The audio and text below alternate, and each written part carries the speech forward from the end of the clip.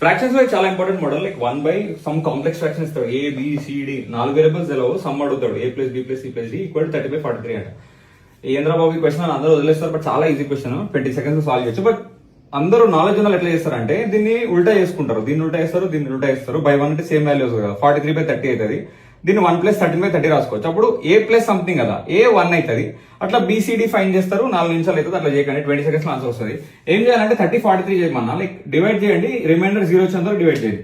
30 1s are 30, ఇప్పుడు 13 వచ్చింది. మళ్ళీ ఈ 13 ఇట్లా డివైడ్ చేయండి. మళ్ళీ ఏమవుతుంది, 13 2s are 4.